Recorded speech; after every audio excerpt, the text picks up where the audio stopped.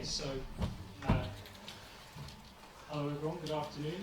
My name is Dr. Alexander Metcalf. I'm the Deputy Director of the WHO Collaborating Centre for Global Health Histories here at York.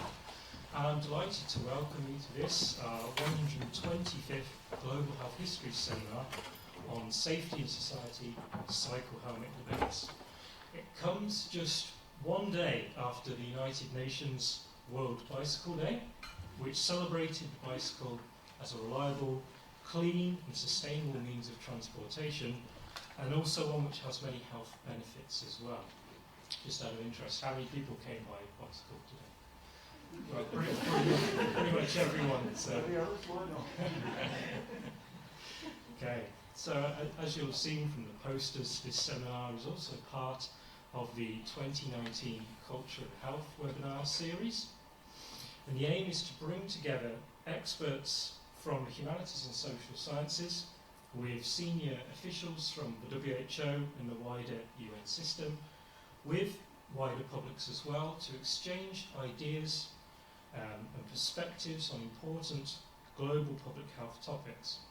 And by exploring the social, historical and cultural context of health, we hope to help the public health communities better respond to present-day challenges and help shape a healthy future. So a full webinar calendar is available on the poster there, and these particular seminars are a collaboration between, and let me get this right, the Evidence for Health and Wellbeing in Context project, based within the Division of Information, Evidence, Research and Innovation at the WHO Regional Office for Europe.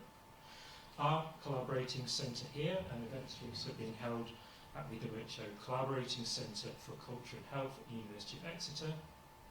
And this series, as well as the wider Global Health Histories project, is supported by the Wellcome Trust. Just a bit of housekeeping in relation to this event. As you have seen from the signs, we are broadcasting this event live today, and I'm delighted that we have an online audience who will hopefully join the discussion and pose their questions. Just for our online audience, the way to do that is to go to the link up there, Slido, search for the hashtag WHOCH and type in your question. It's that simple. And we'll try and get to as many questions in the room as well as questions online as well in the time available. Because of course we have a set of very interesting speakers and also a very interesting topic for our event today. The issue of cycle helmets continues to draw considerable debate. There are strong lobbies both for and against wearing helmets. Some argue that they're a crucial safety feature which can help reduce the risk of serious head injury and an accident. Some countries and communities don't promote bike helmet use or deem other ways of making cycling safer to be more important, such as road design. And this is by no means a new debate as well, and we hope we'll be able to touch on some of the historical roots of this debate in the presentations today. Similarly, there are many facets to this debate. Our presenters will cover some of the key angles, but we hope we can cover many more in the discussion in the Q&A session afterwards. We've given our presenters a tough task. We've asked them to stick to around about 7 minutes for their presentations, so we can leave plenty of time for questions. And in the room with us today, we have Colin Clark, who's an independent researcher who's written extensively on cycle helmet laws. Joining us through the magic of the internet is Jonathan Passmore, Programme Manager with the Violence and Injury Prevention Team at the WHO Regional Office for Europe, and Robin Jankel, the Communications Officer on the York Cycle Campaign Committee. We'll have their presentations first, so please do hold your questions until we've heard from all of our presenters, and then we'll have plenty of time for discussion with our speakers afterwards as well. So please, first, Colin, if I could ask you to take the podium. And then if you want to advance the slide, it's upside down. Okay, thank you. Thank you, Alex. Good afternoon, everyone. Yes, the cycle helmet topic has been a long topic, over 30 years, and approximately 2,000 reports on the issue. just go back to the first. I was racing on a bike in 1965 when I finished the time trial. This was me, going back a long time now.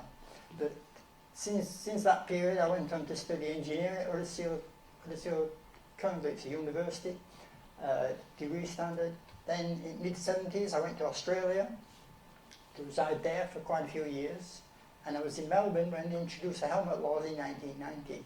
So I took a keen interest in the whole issue of helmets. And I looked at a lot of the research papers over the last 25 years. So I considered whether it provides a benefit or whether they don't provide a benefit.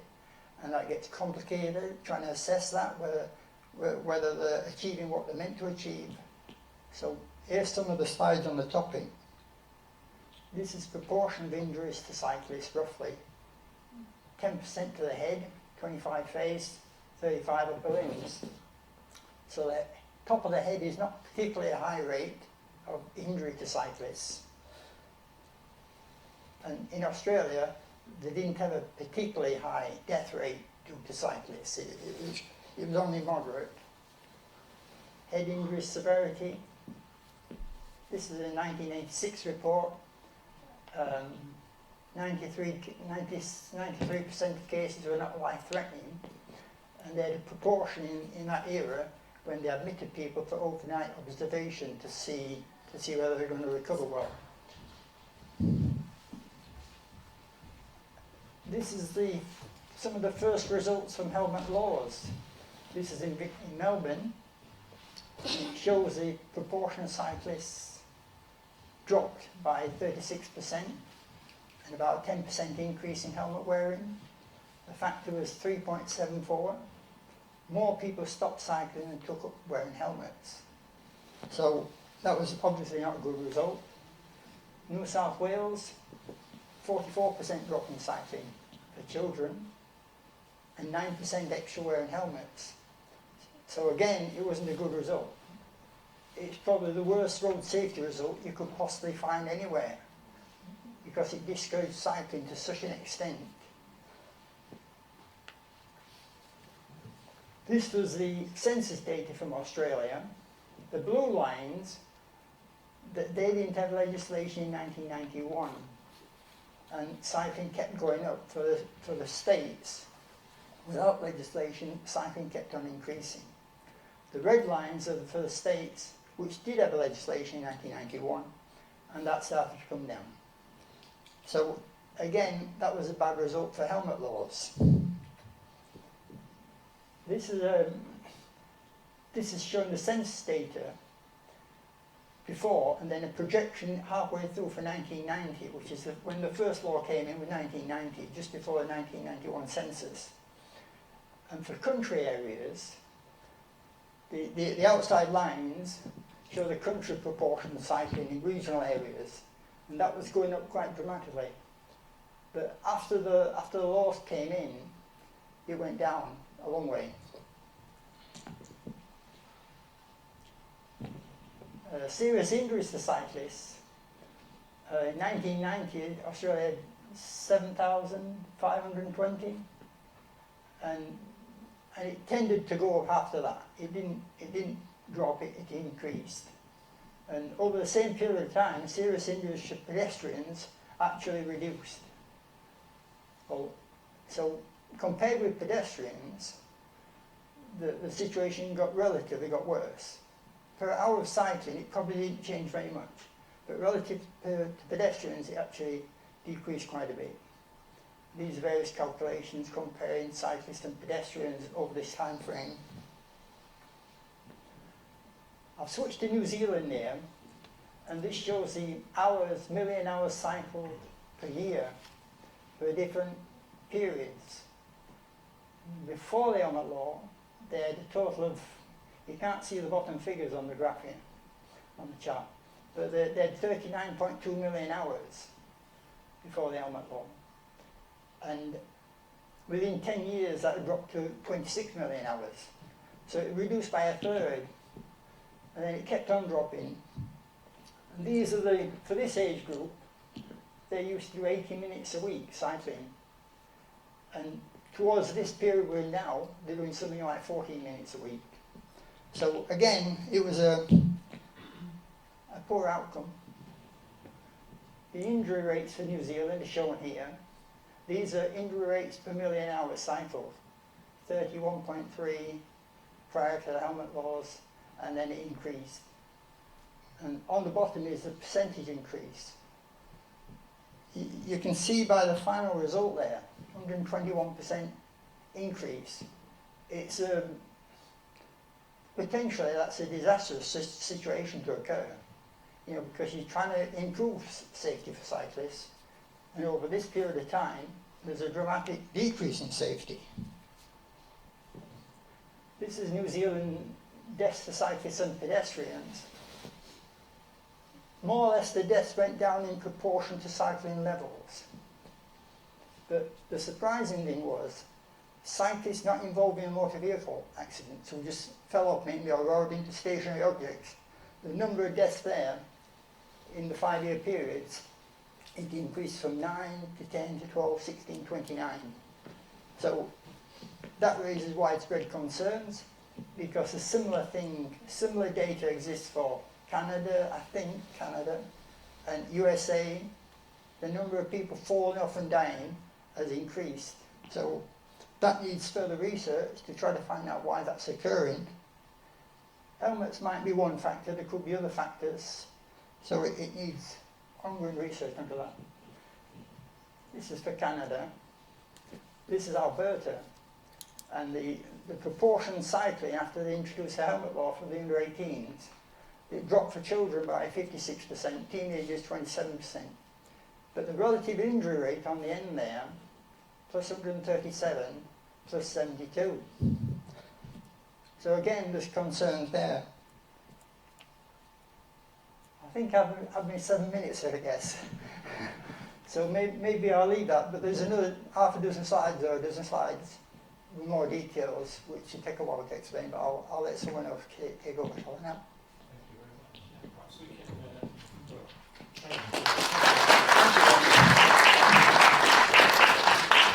Perhaps the extra slides we can maybe return to in the question and answers as well, especially if there's particularly relevant information there. So thank you very much, Colin, for kicking things off. Now we hand over to our colleagues in Copenhagen and Jonathan Parsmore. This is a Slido, by the way. These are some of the questions coming in from online. We can see. Please, can we see the slides? Yeah, we'll certainly do our best. And also, this is being recorded, so the slides and the presentations will be available side by side after the event. But now, Jonathan, can you hear me? Yes, indeed. Can you hear us? Super. We can. We absolutely can. So take it away when you're ready, Jonathan. Thanks, Alex. It's a really great pleasure to participate in this forum. Greetings from Copenhagen, which, along with the rest of Denmark, is often considered the cycling capital of the world. I want to set the scene in this discussion just to reiterate. I'm a road safety specialist, and so the perspectives that I'm going to be bringing to this discussion are solely from the perspective of safety. Which is ultimately what the issue of helmets is primarily about. When we look at the European region of WHO, which comprises 53 countries, road traffic injury accounts for something like 85,000 deaths every year. Someone dies on the regional roads every 6 minutes, and it's the leading cause of death for those aged 15 to 29 years of age. When we look at the types of road users who are dying on our regional roads, across the region as a whole, about 4% of those deaths are cyclists. But when we look specifically at the countries of the European region, that doubles to over 8%. Of course, when we think about safety, and we think about road safety, deaths are just the tip of the iceberg. For every death that occurs on our roads, there are hundreds, if not thousands, more serious injuries that require some form of medical assistance, which contributes enormous burden on the health system, as well as on national economies. So, I mean, when it comes to the debate about bicycle helmets, there are essentially two positions. The first is that yes, we should mandate or we should promote bicycle helmets as a public health intervention. One, because they are extremely effective at preventing head and traumatic brain injuries. The research here is very well established with reductions in head and brain injuries of 85 to 88% respectively. This has been also demonstrated. So the effectiveness of helmets has also been demonstrated very significantly through meta-analysis of a large number of studies covering a large number of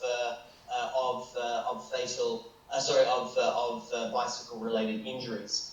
Now, the other side of the argument is that helmets actually, or the requirement, I should say, or the motion does more harm than good because it discourages cycling, and so there is research that is highlighting those positions as well as other negative impacts such as false sense of safety and poor consideration by other road users, notably car drivers. The other position related to that position as well is that countries like Denmark and the Netherlands that have the largest volume of cyclists also have the lowest rate of cycling injury, death and serious injury relative to the distance travelled. And I'll talk about those two examples a little more specifically.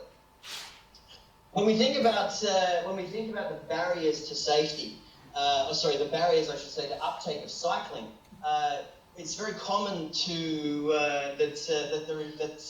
in relation to Australia and New Zealand, for example, two jurisdictions that do have mandatory bicycle helmet legislation. It's common to hear that the need to wear a helmet is one of the reasons why people don't take up cycling. But when you look at public surveys, there's a whole range of different issues that are brought into this discussion about why people don't cycle. It's issues related to safety, about sharing road space with heavy and fast vehicles. It's a lack of a dedicated infrastructure. Distance that they have to commute, for example, to get to work. How do you transport children? Issues about terrain, issues about pollution, about climate and weather. All of these examples are often cited much more frequently, or much more with greater priority than the issue of health. The issue of helmets. I can't actually see the audience there in York, but I want to do a very quick show of hands poll. And Alex, you can tell me what people are doing. What I would like for our audience to be very honest. How many people do not cycle? Would not cycle, I should say. Would not cycle only if they had to wear a helmet. So the only reason, the main reason that they chose not to cycle was because they might have to wear a helmet. I'd like a show of hands for people who would adopt that position. And we'll do it here in Copenhagen as well. Who would not ride a bicycle just because they had to wear a helmet? Yeah, Jonathan, we've got a handful, I suppose, of hands up as well. And we've got a question back to you as well, based on that one. Yes. Okay. Can you hear me, Jonathan? Yes. Yes. In New South Wales, the current fine is $330 for not wearing a helmet. So the question may be, how many people would cycle less or might not cycle if they were facing a fine of £150 riding without a helmet, which is a different perspective. It is a different question. It is a different perspective, Colin, and thank you for adding that. The point that I was making is that we often hear that I don't ride a bike because I have to wear a helmet, rather than looking at the full gamut of other factors which are often more pertinent to barriers to cycling. So WHO's approach to road safety is the safe systems approach. Safe systems approach recognizes that the human body is both fallible and vulnerable. There is only a certain, we as humans, we make mistakes. Those mistakes may result in a crash, but they should never ever result in a death or a serious injury. At the same time, the human body is fragile. There's only a certain amount of force, a certain amount of trauma that we can be exposed to before death or serious injury is the result. So let's go back to what I was talking about earlier about countries like Denmark and the Netherlands. And this classic photo that highlights the environment that we're talking about, you can see almost immediately that Denmark has the infrastructure that we're always craving and aiming for when it comes to promoting cycling and, most importantly, separating cyclists from other road users. So the whole point, the point that I'm making here is that the effectiveness of cycling helmets, the effectiveness of bicycle helmets, is part of an overarching approach to safety. When relying on the helmets themselves to provide significant reductions in deaths and serious injury, helmets alone cannot necessarily achieve that objective. And so in a country like Denmark, which already has the necessary infrastructure, helmets could in fact be an extremely effective intervention in reducing deaths and injuries to cyclists, because in such an infrastructure environment they have the ability to work to their greatest effect. For time reason, I'm going to just skip ahead. So when we look at results from Denmark, this is deaths and injuries in two groups of road users. So we have vehicle occupants and we have cyclists. And what these slides show is that relative to each other, the progress that Denmark is making as a country in road safety is not even between these two groups. In other words, the reductions in death and serious injury are much faster for road users than they have been for cyclists. So the progress in road safety for cyclists, even in a country that has this mainstreaming of cycling and the infrastructure that it does, this progress in reducing deaths and serious injury is relatively plateaued, and that's a pattern that also is maintained when you look at kilometres travelled as well. Moving to the Netherlands, for example, just very quickly, it's important to point out that in 2017, for the first time in Netherlands, more cyclists died in the Netherlands than car occupants. And so for a country like the Netherlands that has adopted a safe systems approach, a Vision Zero style approach to its road safety, the objective of such an approach is to focus necessary actions where the greatest occurrence of death and serious injury is occurring. Excuse me. The Dutch Road Safety Agency did a study and estimated that if helmets were to be utilised consistently in cyclists, it would reduce cyclist fatalities by about 85 per year, and more than 2,500 serious injuries every year. Colin mentioned about the experience of Victoria in Australia, and to look at it's actually where I'm from in Melbourne. When you look at the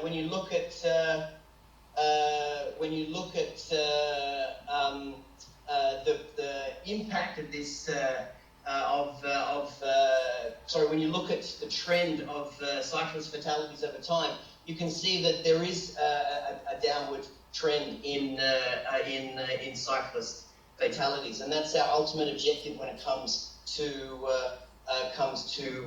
road safety. As a policy, the helmet legislation has essentially been less than successful because it lacked the infrastructure support that is necessary for helmets to be the infrastructure environment for helmets to be the most effective that they can be.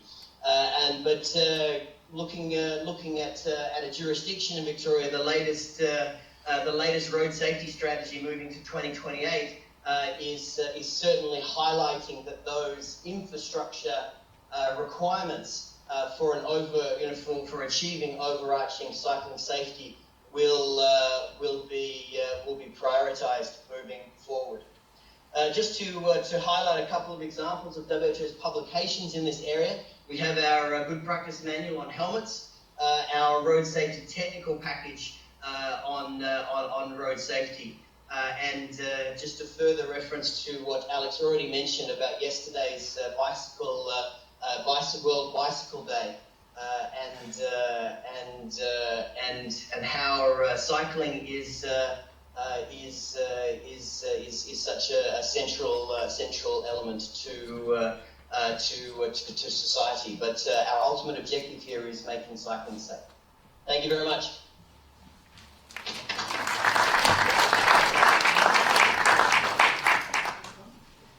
Thank you very much, Jonathan, and also to the team in Copenhagen as well.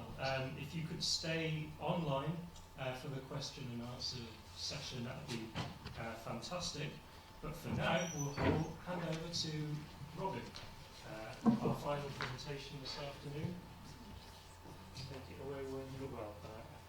We'll just sort you out. And then it's a case of special. That's the final slide. Oh. Oh yeah. Sneak preview.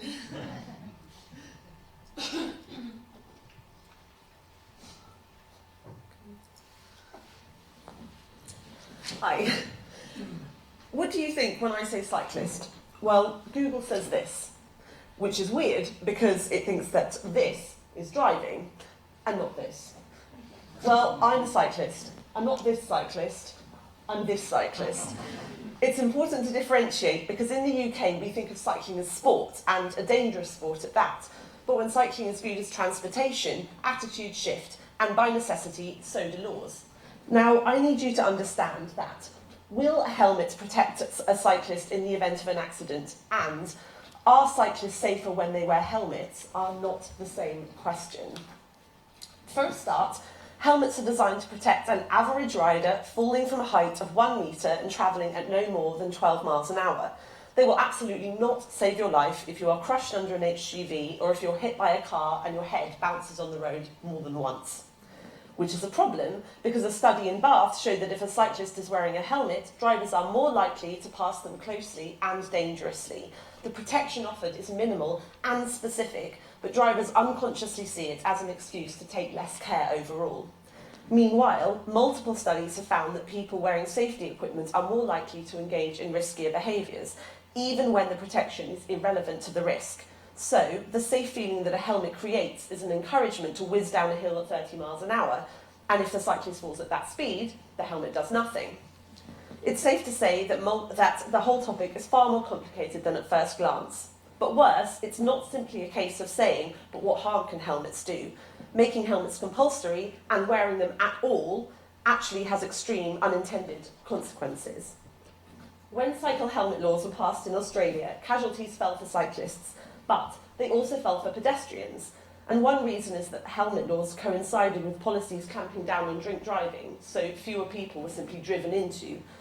At the same time, the total number of cyclists on the road also fell. In fact, the level of cycling fell by about twice as much as the number of cyclists suffering head injuries. Why? Entirely human reasons. Not having access to a helmet at that moment, what to do with it at the other end of the journey, not wanting to mess up your hair, resenting being told what to do. It made the journey seem more dangerous than it actually was. For people who are cycling because it's convenient, adding a single further obstacle could be the difference between people getting on a bicycle or getting in a car. It may seem irrational to not wear a helmet due to minor annoyances, but we have to accept that the desire for convenience is a consistently human reaction. And ultimately, it doesn't matter if you think that this sounds ridiculous or stupid. If being forced to wear a helmet stops people cycling, and research shows that it does, then enforcing helmets could be catastrophic. And that's because of the enormous benefits that cycling brings, both to the individual and society at large. This chart shows from the NHS shows risks leading to death. Cycling directly improves 4 of the top 6. Obesity costs the UK £2.6 billion a year. Respiratory illness, 11 billion. In the UK, if helmets could prevent all cyclist injuries, including non-head injuries, cycle use would only have to be reduced by 4.7% to shorten more lives through inactivity alone than helmets themselves could possibly save. Air pollution is recognised as the biggest environmental threat to human health. It contributes to 40,000 deaths every year, including heart disease, asthma, even Alzheimer's. In urban settings, most of this comes from motor traffic. Cycling, instead of driving, immediately reduces air pollution. Similarly, we need to tackle global warming as a matter of urgency. The UK's transport sector remains our largest source of greenhouse gas emissions. Cycling is the obvious way to reduce our carbon footprint. In short, whether it's reducing risk to human health, air pollution, or our carbon footprint, we should be doing everything in our power to make cycling more attractive, not less. Which brings us to the question, if not helmets, then what? Well, for a start, simply getting more people cycling. Safety in numbers is inarguable, and it's an inverse relationship. A motorist is less likely to hit a pedestrian or cyclist if more people are walking and cycling. But the game changer is proper infrastructure. Segregated lanes work in 2 ways. They keep the cyclist physically removed from the dangers of engine-powered vehicles, but they also look safe, which means that people who are nervous, inexperienced and vulnerable will start cycling as well. The road goes from looking like this to looking like this. The first one, by the way, that's a New York.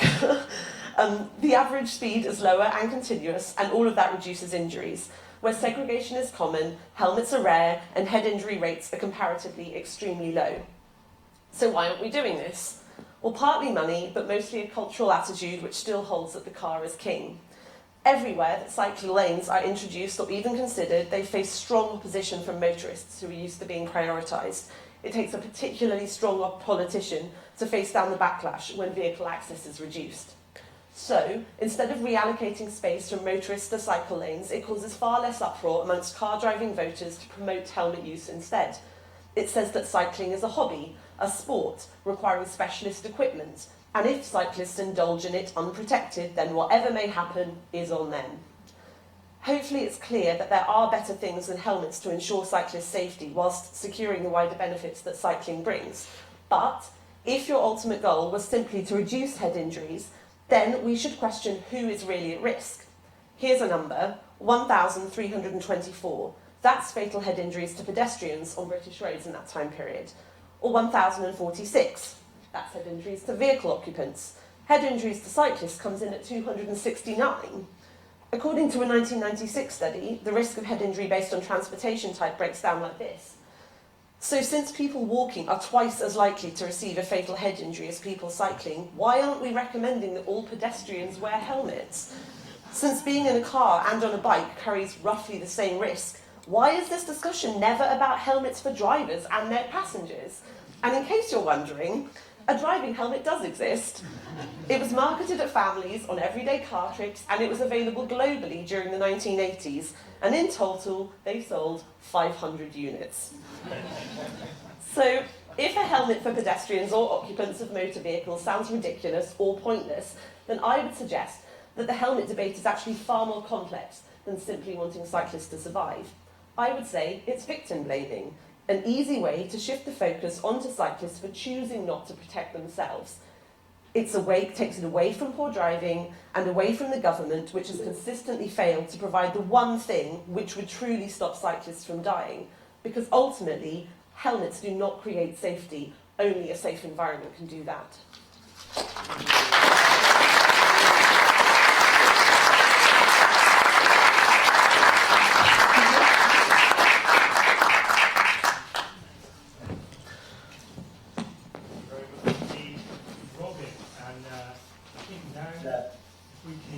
Our two speakers in the room and Jonathan online as well, we can begin the question, answer and discussion section of today's event. If we refresh Slido, you can maybe see we have the questions coming in.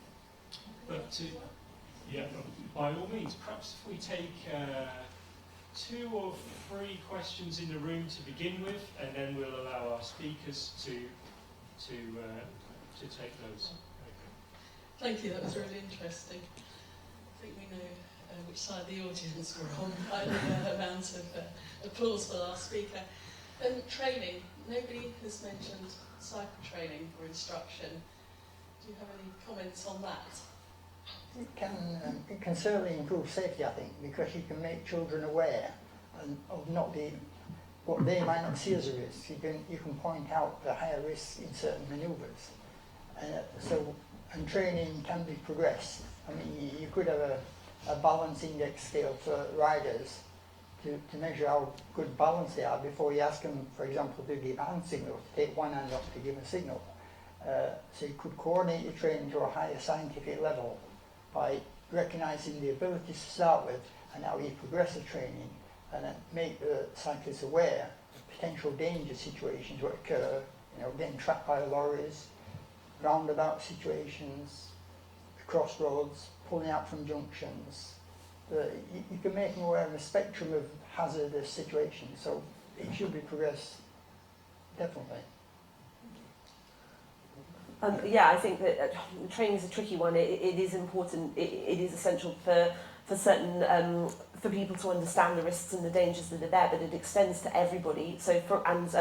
It's also another political one, because we used to have the cycle proficiency test, which is now bikeability, and that's done by volunteers, and there are not enough volunteers, and the government is not putting enough money in for all children to receive it. So it's another case of money being taken away from cyclists. But also, it's something which needs to be explained to all vehicle occupants. So, for example, one thing which is taught in bikeability is to stay a metre away from the curb to avoid being doored and to avoid potholes. And motorists frequently complain about cyclists riding away from the curb. So if that training were given to cyclists, it also needs to be given to motorists to understand that everybody who's sharing the road together. Jonathan, did you hear the question? I didn't actually. Could you repeat your question then, please? Hello. I asked what role training had, because that wasn't mentioned. So the role of training, if you have any thoughts or comments on that one? Well, I mean, when I think about training, I go back to the point about safe systems. The historical approach to road safety is that you can educate away human error, which is just not true. It's a system.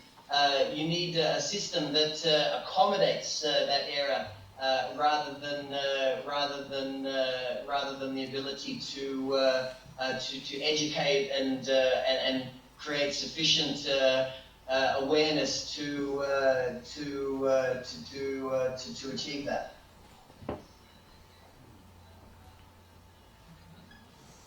Gentlemen. Gentlemen, I'm very rarely called that nowadays. Goodness me, so many points. I'll try and restrict them to 3. Colin, you showed us, to deploy a philosophical cliche, you showed us correlation but not causation there. In other words, you showed that given one change in a very large number of variables, there was a change in another variable, but there's no indication there that one causes the other. Second point, I agree with the point made, I think, by all speakers, that the real issue is the kind of infrastructure, the kind of structure you put in. It's about safe roads for cyclists. The third point, I think, is this. I cycle every day. I see the statistics, but I'm not really concerned about the statistics. I'm concerned about my individual safety. And I wear a helmet now. I didn't for a long time, simply out of laziness, I'm afraid. No more glorious reason. I now wear it every day because I do not trust the drivers of York to give me more room if I stop wearing a helmet. So I'm not terribly persuaded by the argument that drivers behave more irresponsibly towards people wearing helmets. I'm not prepared to conduct that experiment. So those 3 things, I think, correlation, not causation, the need, I endorse the need for safer cycling infrastructure, and there is a difference, I think, between showing overall statistics and my judgment about my personal safety. Thanks. 3 points there. The first point is that there is evidence showing helmeted wearers have a high rate of falling off. The 2015 report from New South Wales, for example, it shows 34% of helmet wearers fall off, as opposed to 28% in that particular report. And there's other reports showing arm injuries to cyclists have increased. For example, in New Zealand, the rate of arm injury increased by 200% following their helmet laws. And both indicate that cyclists wearing helmets then fall off more often. So that is more than just a coincidence there, because with cyclists falling off more often, that changes the spectrum of the severity of injuries, because cyclists falling off have about half the disease severity length of stay in hospitals as cyclists involved in motor vehicle accidents. So if helmet wearers then fall off more often, the overall severity of the injury is reduced. And when they work out the odds ratio of how effective helmets are, that changes the calculations and it leads to errors. One report, Ziegler's 2015, he found a potential error in calculating the odds ratio of 400%. So although there's some odds ratios quoted in the reports, there can be a fantastic degree of error attached to those. So that basically, helmet wearers tend to have a higher rate of falling off than non-wearers. But it is a complicated issue, and there is a spectrum of data for different types of cyclists. So it is a judgment in the end to what you think is the right thing. The other thing, the infrastructure, I agree with. A third point, I'm not too sure about that. I have to think about it. Jonathan? I think we're all going to agree about the central importance of infrastructure, and as I presented about an integrated state systems approach to overall cycling safety, rather than it boiling down to one intervention, as opposed to a comprehensive approach. The last question, I very much agree that the issue does come down to personal perception of risk. In the absence of mandatory legislation, then voluntary use of helmets does come down to that personal perception. I'm reminded about, I've, in addition to being a cyclist myself, I've been a skier for for 20 years. And I look at the changes in the practices of skiing.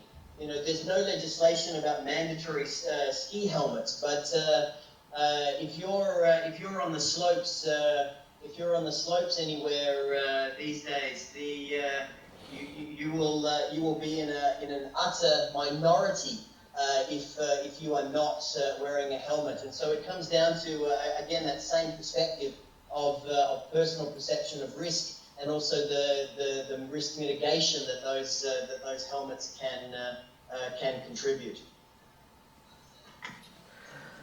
Yeah, I would say in terms of the personal perception and choosing to wear a helmet, I can understand that. I'll speak louder.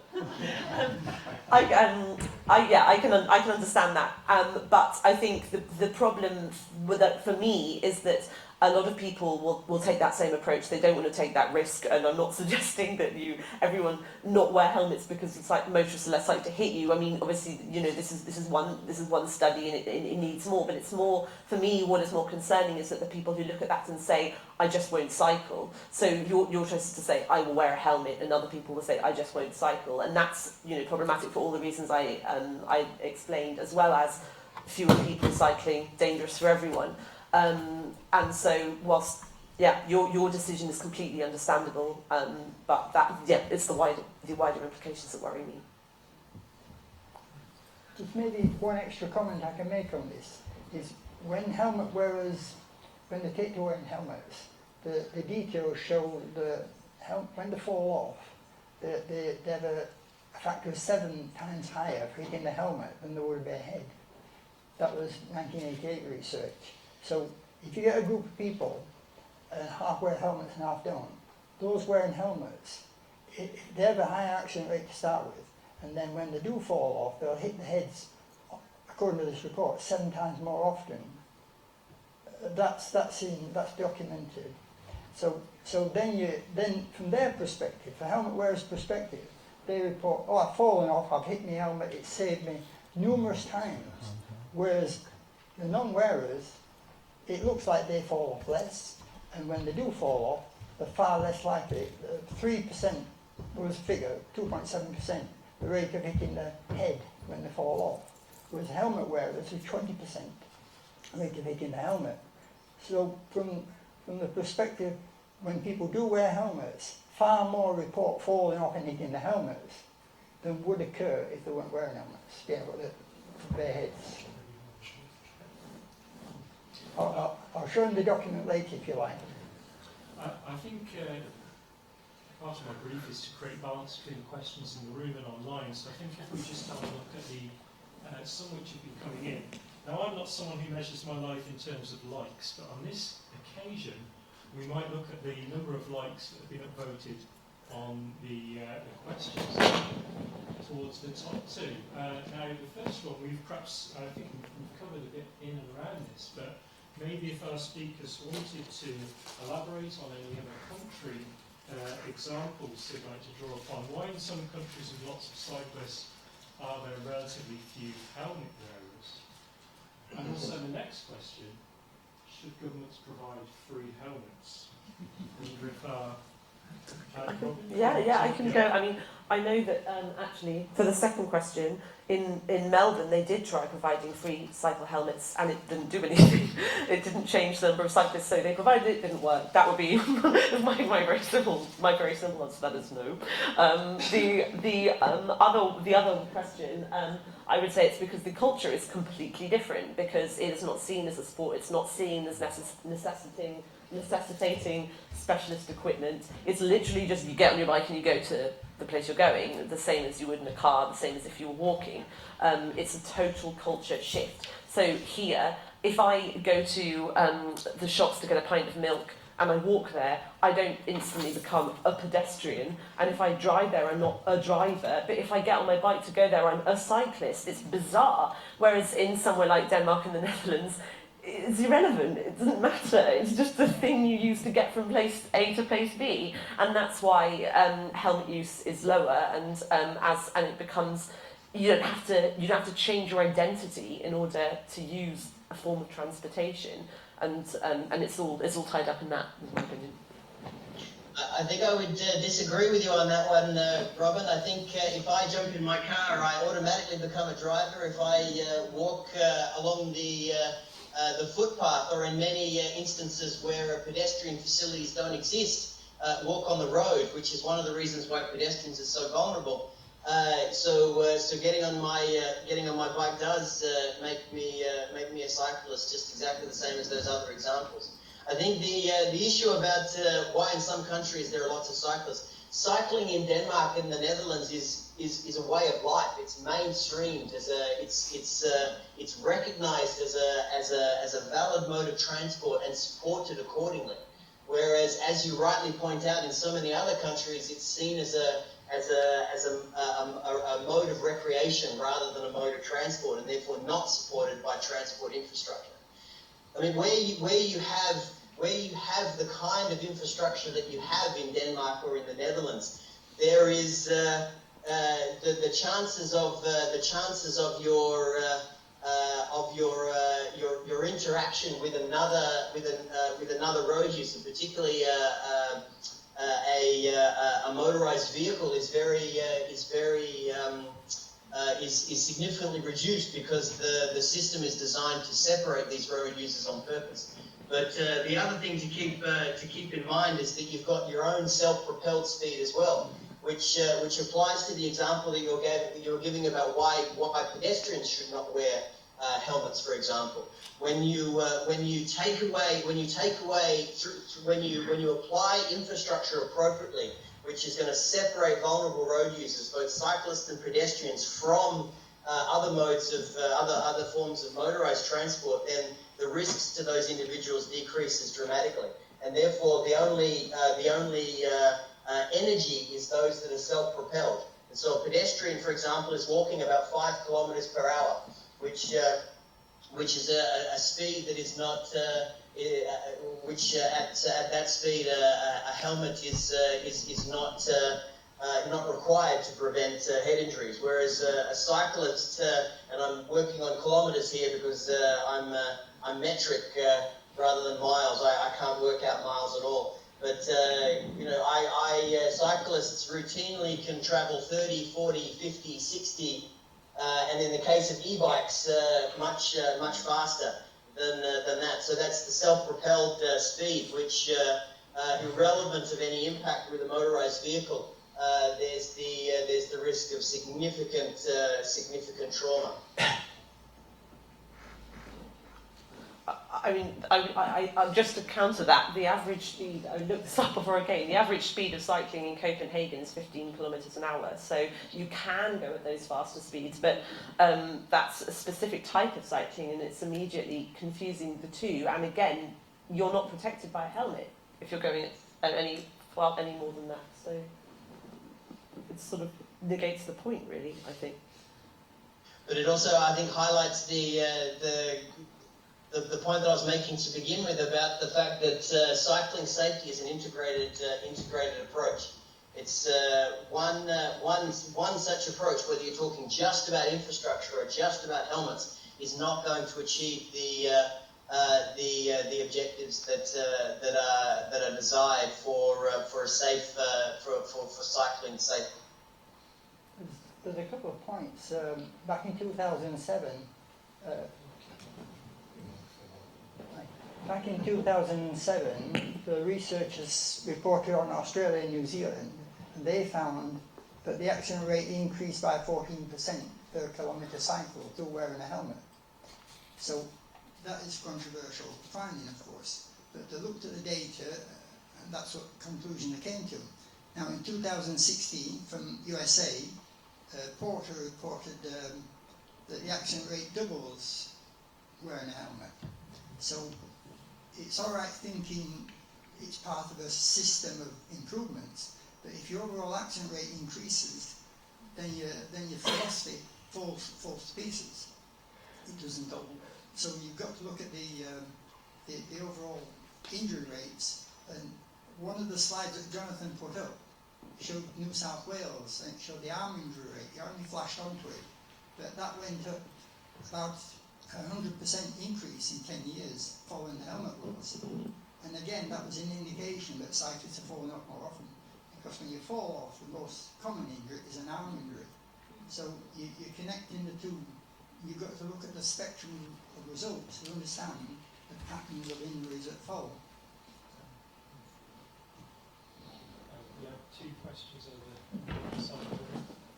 There's a good question on the list about safe systems. About it's actually not the one that's there immediately, but it was the previous one. It was basically highlighting about responsibility of cyclists. Can we go to that one? There it is.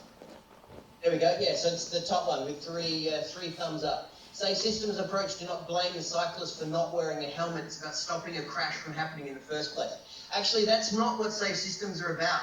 Safe systems are not about preventing crashes. Safe systems are about preventing injuries and deaths from occurring in the event of a crash. So like I said, we under safe systems, we expect that crashes will occur because crashes can occur when people make mistakes. That can be a driver who's distracted by their children in the back seat. It can be a driver distracted by their mobile phone, and those distractions may result in a crash. But the objective of safe system is preventing people from being killed or injured in those circumstances. So it's not about blaming the cyclist for not wearing a helmet, but it is about responsibility of all different users within the system.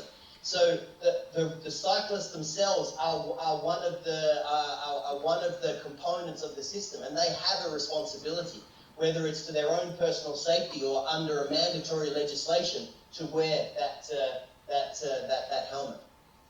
I think the first priority should be to avoid the accident rather than try to prevent the injury.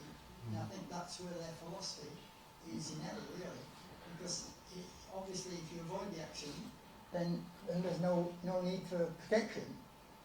So the priority should be to avoid the accident. That's why you build motorways, wide lanes, no slow-moving traffic on them, and people can move along motorways. A very low injury rate, very low accident rate, because of the design of the system. And that's why to design. You design railway systems so you don't have no accidents. You try to design aircraft so you don't have no accidents. And that's the priority to give to road safety. Design systems so that you don't have the accidents. Yes, and there's a lot of suggestion there that accidents that happen are freak accidents. They're unavoidable, but actually there's been a lot of scientific research into this to show that actually a lot of it is avoidable. So and it can be categorized. So for example. 90% of motor collisions have a man at the wheel, and 40% are motorists who are uninsured. Those are just the two numbers that come to my head. But there are patterns, and they can be tackled. And I think that when we look at it from that approach, we're looking too narrowly at it and say the accidents are going to happen anyway, so cyclists should protect themselves. But there are patterns that we can look at, and we can improve it at a macro level. I certainly didn't say that they're going to happen. I said that mistakes happen, and those mistakes can result in crashes. Of course, our objective is to prevent crashes from occurring in the first place. But it also recognises that you cannot train away human error. You cannot human error and the consequences that come from that don't result from a lack of knowledge or a lack of understanding or a lack of awareness. The very definition, the very word accident is a misnomer, in that road traffic crashes, injuries, and deaths are not accidents, because they can be determined. There are risks, there are protective factors, and all of those are the basis of strategy. There are a multitude of risk factors that increase the likelihood of a crash occurring in the first place, and an issue that's most pertinently related to to vulnerable road users like cyclists is alcohol. An intoxicated or an impaired driver is exponentially more likely going to kill or injure a cyclist or a pedestrian as opposed to themselves. And so the issue of alcohol, and I note that the UK is a country marked by having the highest legal threshold of alcohol of any country within the WHO European region. That's addressing issues like that is part of a comprehensive approach for safety of cyclists, as it is for all vulnerable road users. We have a lot of questions in the room, and people have had their hands up for a long time. So if we could take 3 questions in succession, and then our presenters can field them. So please. So hello, I'm a public health specialist and an injury epidemiologist working at the University of York, and I'm just a bit concerned about WHO's approach here. So you seem to be focusing on, so going away from the alcohol issue, which seems to be a bit off topic. So you're talking about mandating individual behaviour. And what concerns me is you already have just said that you can't train away human error. So the way the public health approach normally works is what you do is you start to use mandatory legislation in terms of your systems or your infrastructure. So I think that should really be your priority. And I mean, there's been the question about why wearing a helmet might increase your risk. There's something called the risk compensation theory. So it's something that you might want to look into as well. So I'm just concerned about WHO's approach, and then also how that's going to work in low-income countries. Already in this country, you would no doubt increase inequalities. So what's your kind of understanding of that? So before we have the responses, please, another question down here. So this is also a very similar thing. I also have concerns about the WH approach here. I mean, ultimately, my question is, I've heard a lot about this being an integrated problem, yet you haven't ever mentioned that it doesn't appear that air pollution is mentioned at all in the WHO assessment. But that is now a huge problem that is being offset by cycling use. So my question really is to Jonathan, why is the air pollution included in your assessments? Because it feels like it should, because I can substitute it in all the arguments that you've used. And if not, why aren't you looking to include it and make that a part of the assessments? And one more, I'll send you all the way to the back there.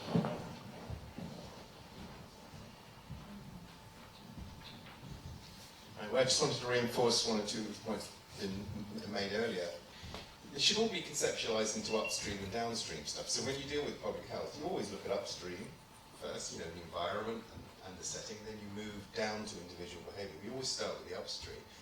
And you do consider both. So I was a bit concerned actually in all the debates that people aren't conceptualizing this as, like if you look at smoking, alcohol, you've got to look at other risk factors to health. You always think of that overall framework. And here it seems to be people are picking one bit or the other. But you should always start with the upstream because that affects the whole, that affects behaviors in a much more dynamic way.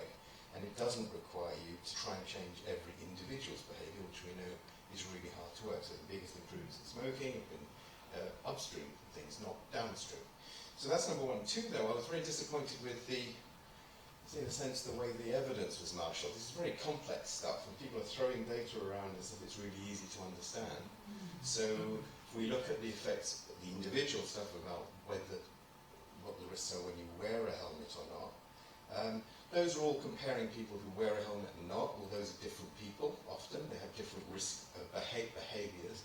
It's very difficult to compare that, and the meta-analyses that have been conducted on this, they disagree with each other. It's very complex to interpret it. But similarly, for the population-based data, people are saying things like our colleague from Copenhagen was saying, when the Australia rules were brought in, we got a higher rate of accidents. But obviously, there were fewer people cycling, and the people who continue to cycle will be different from those who weren't. So this stuff really needs to be interpreted very carefully. So I'm a bit disappointed overall about in a sense, the critical faculty that we apply to these data. They are much, much more complex than perhaps has been has been demonstrated. One last thing is, we should also think about, and this is at the individual thing, we think like, well, if people don't want to wear helmets, maybe people should think also about how you design helmets that people do want to wear, or other things. And that's usually the response when people aren't happy to do things. You sort of think of another way of doing it. And I'm concerned about that. But overall, though, the thing that hasn't been talked about, and I think it links to the pollution, is, well, where are the commercial interests here? And the commercial interests are about cars and driving, and that's clearly dominating the WHO agenda, which is a pity. Okay, so a lot of points there. John, some Maybe I questions? can just make a couple of, Yes. maybe I can make a couple of comments there. Victoria, it did show you a graph there, a dramatic fall in Victoria in cyclist deaths. But at the same time, road safety in Victoria improved dramatically. There was 777 deaths in 1989, and there was 396 in 1992. So it was nearly half the fatality rate occurred within 3 years. And that was due to booze buses, advertising, don't drink and drive. It was due to enforcement of speed limits by the police, just using mobile cameras and virtually hiding, and you could be caught anywhere if you were speeding. So they cut the number of speeders down and the number of drinkers down, and those two things helped bring down the fatality rates. And cycling levels at the same time also dropped. So those three things would partially explain the dramatic fall in deaths for cyclists in Victoria at that time. But the overall risk factors for cycling, if you take UK, we do about 3.3 billion miles a year cycling nationwide, and we have just over 100 deaths. So if I get these figures right, that's like 230 million miles. Now it works out 33 million miles per death, I believe, if you do calculations. So that's a very, it's quite a low rate of people being killed relative to cycling that they may do. Roughly, if you do 20 kilometres a week for 50 weeks, for 50 years, you do nearly 500,000 kilometres. So your risk of dying would be something like once in 600 or 700 lifetimes of cycling at that rate.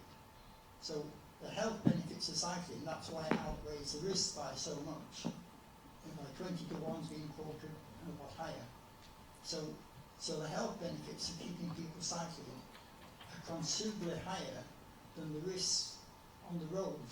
So the problem is to reduce the risks on the roads. And that could be done, for example, by a minimum passing distance requirement for vehicles passing cyclists. And the chap from York who says the traffic conditions are not very good, that would help to make conditions better for cyclists if motorists took more care in passing. And if you've cycled in the Netherlands and different parts of Europe, you realise the motorists do give cyclists more space. Most of them are cyclists themselves and they have a different driving culture. We seem to think you can squeeze past because it's part of our driving culture. If you get through and squeeze past, it's okay. But that doesn't work. You've got to give cyclists more space so they don't feel threatened. That's the main deterrent for cycling, feeling threatened on a bike. And that's what you're trying to avoid, and that's where legislation could help. Jonathan, Robin? I think most of the questions were for Jonathan, so... Jonathan, you still online? I'm still here. I find it interesting that it's been interpreted that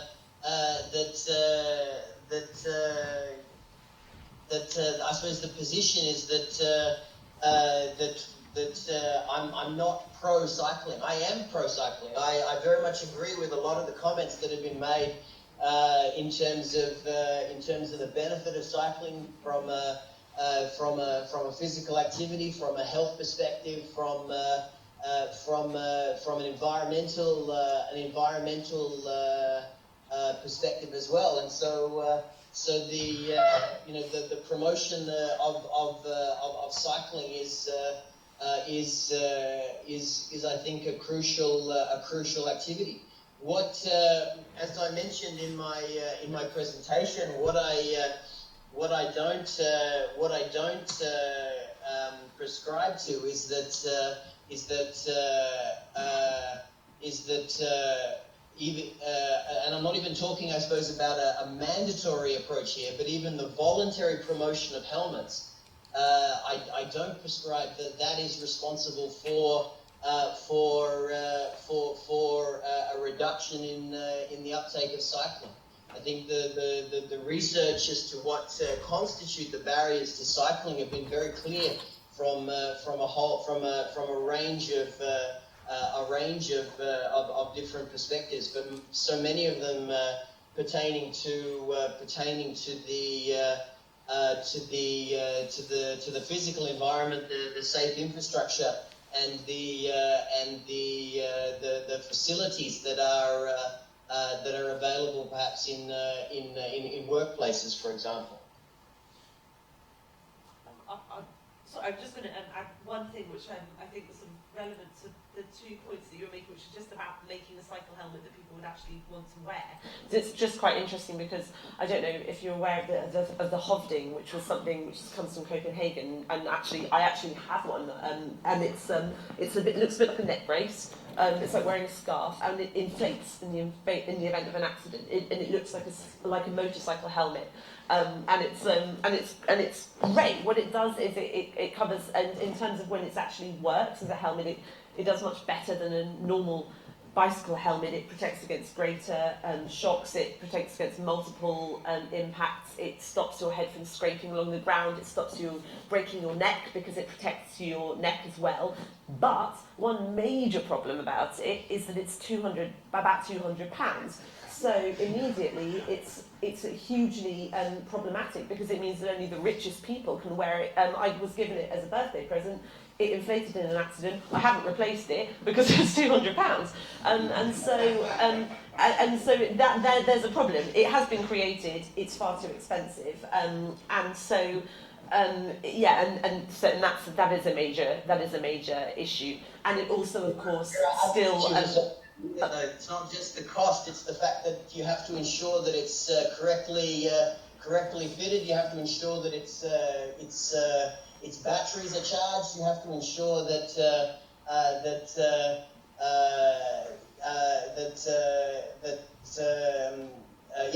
So there are other dimensions that also that determine the effectiveness of those devices. I mean, it's interesting to call it a helmet. I note that it does adhere to the European the CEN standards for Europe. But I think a more appropriate label for it would be an airbag for cyclists rather than a helmet. Sure. All of those, all of that is true as well. But it also still comes down to what concerns me, which is that even wearing that in a helmet in any way, if that were to become the norm, if that price were to come down and people were to start wearing it, that it still feeds into the situation that if there were an accident and the cyclists weren't wearing it, then the first question is, were they wearing a helmet? Because that comes up all the time when cyclists, in London are crushed by an HGV and the helmet would have done absolutely nothing. You see it all the time in the comments that the first thing that people ask, but was she wearing a helmet? And that's what worries me. So even if that was to become normalised and cheap. Yeah, and the only thing that will properly address that overarching risk that you described through that heavy vehicle is an integrated approach to safety that incorporates the infrastructure that separates those two categories of road users at all times. We've grilled our presenters for close to 45 minutes now. I'm conscious that there's still questions in the room. I think at this point the event kind of has to split a little bit. I think we have to say goodbye to our online audience and end the stream, as was agreed beforehand. But we do have a bit more time in the room for any final